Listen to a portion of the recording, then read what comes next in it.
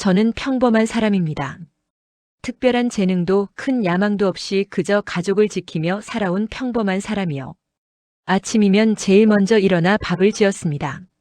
아이들 도시락을 싸고 남편 출근 준비를 챙겼죠.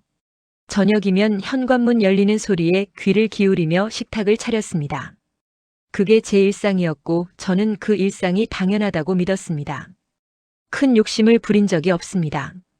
명품 가방을 사달라거나 여행을 가자고 조르지도 않았어요. 그저 아이들 학교 가는 모습을 보고 남편이 편하게 쉴 수 있는 집을 만드는 것. 그게 제 역할이라고 제 몫이라고 믿으며 살았습니다. 그런데 언젠가부터였을까요? 남편의 눈빛이 달라지기 시작했습니다. 작년 가을쯤이었던 것 같아요. 남편은 친구들을 만난다며 일주일에 하루씩 외박을 하기 시작했습니다. 처음엔 이해하려 했어요. 회사 일도 힘들고 스트레스도 많을 거고 이제라도 좀 즐기고 싶다고 하면 뭐 그럴 수도 있는 거 아니겠어요? 그런데 그 외박이 점점 늘어났습니다. 일주일에 한 번이 두 번이 되고 급기야 주중에도 집에 들어오지 않는 날이 많아졌어요. 새벽 4시쯤 잠깐 들렀다가 씻고 출근하거나 아니면 아예 며칠씩 얼굴을 못 보는 날도 있었습니다. 저는 물었습니다. 여보, 무슨 일 있어? 뭐가 그렇게 힘들어? 하지만 돌아오는 건 침묵뿐이었어요. 아니면 짜증 섞인 한마디. 괜찮아. 신경 쓰지 마. 신경 쓰지 말라고요? 20년 넘게 같이 산 사람이 내 아이들의 아버지가 집에도 안 들어오는데 어떻게 신경을 안 써요? 그 과정에서 우리는 자주 싸웠습니다. 아니, 싸움이라고 하기도 뭐한 게. 제가 일방적으로 호소하고 남편은 묵묵히 듣다가 나가버리는 그런 시간들이었죠. 저는 말했습니다. 힘들면 가족하고 풀어야지. 왜 혼자서만 견디려고 해? 우리는 가족이잖아. 나는 당신 아내고 이 아이들은 당신 자식이야. 하지만 남편은 늘 같은 말만 반복했습니다. 이건 내 문제야. 가족이 왜 끼어들어? 그 말이요. 그 말이 그렇게 차갑게 들릴 줄은 몰랐습니다. 마치 칼날 같았어요. 우리가 가족이 아니라 남인 것처럼 관계없는 사람인 것처럼 느껴졌습니다. 그 무렵 이상한 일들이 하나둘씩 생기기 시작했어요. 남편은 제 명의로 돼 있던 보험을 자기 이름으로 바꿨습니다. 제가 쓰던 카드 대신 자기 명의 신용카드를 새로 만들었고요. 심지어 결혼 반지까지 20년 넘게 끼고 있던 그 반지까지 말 한마디 없이 바꿔버렸습니다. 물으면 이유는 다 그럴듯했어요. 보험은 세금 문제 때문에 바꾸는 게 나아. 카드는 혜택이 더 좋은 걸로 바꾸는 거야. 반지는 사이즈가 안 맞아서 불편했어. 그럴듯한 이유들이었죠. 하지만 이미 마음이 멀어지고 있던 저에게 그 행동들은 그건 단순한 생활의 변화가 아니라 관계의 정리처럼 느껴졌습니다. 그 시기 저는 갱년기 우울증까지 겹쳤습니다. 밤에 잠을 이룰 수가 없었어요. 눈을 감으면 온갖 생각이 머릿속을 휘젓고 다녔습니다. 내가 뭘 잘못했나? 어디서부터 틀어진 걸까? 이 사람이 정말 나를 떠나려는 건가? 하루하루가 버거웠습니다. 말 한마디에도 눈물이 나고 대화를 하려고 하면 감정이 앞섰어요. 제 자신이 너무 약해 보여서 스스로도 한심했습니다.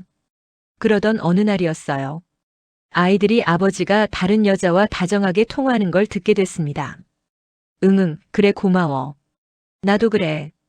내일 봐. 아이들이 말했을 때 처음엔 믿기지 않았어요. 우리 남편이? 아니, 그럴 리가 없다고 오해일 거라고 생각했습니다. 하지만 그 이후로 남편의 행동이 완전히 달라졌어요. 휴대폰을 항상 몸에 지니고 다녔습니다. 화장실 갈 때도 샤워할 때도요. 문자와 통화 기록은 실시간으로 지우며 생활했습니다. 식탁에 휴대폰을 놓았던 사람이 이젠 주머니에서 절대 꺼내지 않았어요. 아이들이 물었습니다. 조심스럽게 떨리는 목소리로. 아빠, 그 사람 누구야? 전화 통화하던 그 여자. 남편은 대답했습니다. 그냥 친구야. 절대 만난 적 없어. 너희가 걱정할 일 아니야. 그리고 덧붙였죠. 너희가 이렇게 나오니까 더 연락하게 되는 거야. 그 말은요. 그 말은 아내인 나보다 자식인 아이들보다 그 사람이 더 편하다는 뜻처럼 들렸습니다. 우리는 짐이고 그 사람은 위로인 것처럼요. 이제는 퇴근 후 매일 차 안에서 20분씩 통화를 하고 들어옵니다. 차 안에서 웃는 소리가 들려요. 집 안에서는 한 번도 보지 못한 그 밝은 목소리로 누군가와 이야기하는 겁니다. 크리스마스도 가족과 보내지 않았습니다. 연말도 명절도요. 아이들이 아빠 오늘은 집에 있어줘라고 말해도 일 있어라며 나가버렸습니다. 그러다 어느 날 남편은 말했습니다. 집 팔아서 빚 정리하고 나는 빈몸으로 나가겠어. 아이들은 끝까지 책임질 거야.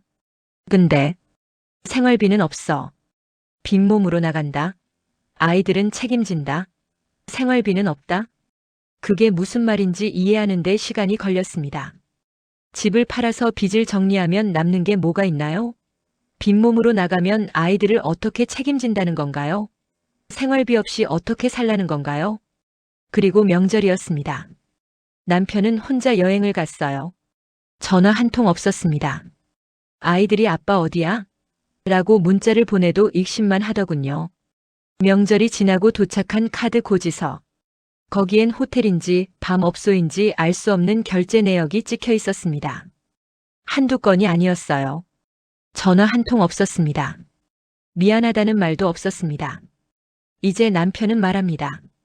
정리하자. 정리하자고요. 20년 넘게 쌓아온 이 모든 것을, 이 가정을, 이 추억들을 정리하자고 합니다. 그 말이 너무 쉽게 나와요. 마치 오래된 옷장을 정리하는 것처럼, 필요 없는 서류를 버리는 것처럼요. 저는 묻고 싶습니다. 가정은 그렇게 쉽게 버릴 수 있는 건가요? 아이들이 아직 학교를 다니고 있는데 이혼은 혼자 결정할 수 있는 건가요? 내가 평생을 바쳐온 이 시간들은 아무 의미도 없는 건가요? 나는 이혼이 두려운 게 아닙니다. 혼자 상처받고 버려지는 것이 두렵습니다. 모든 게 내 탓인 것처럼, 내가 부족해서 이렇게 된 것처럼 나 혼자 모든 걸 떠안게 될까봐 두렵습니다. 가정을 지킬 수 없다면 적어도 나 혼자 모든 걸 떠안지는 않게. 적어도 누군가는 내 편이 되어주길 바랍니다. 내가 잘못한 게 아니라고, 이건 나 혼자만의 실패가 아니라고 말해주길 바랍니다. 이 이야기는 한 부부의 문제가 아니라 한 가족의 이야기입니다. 무너지고 있는 가족, 흔들리는 일상, 부서지는 신뢰, 그리고 그 한가운데서 버티고 있는 한 사람. 오늘도 나는 무너진 집안에서 조용히 버티고 있습니다. 아이들의 아침밥을 짓고 빨래를 개고 저녁 식탁을 차리면서요. 언제까지 버틸 수 있을지는 모르겠습니다. 하지만 오늘도 그냥 버티고 있습니다.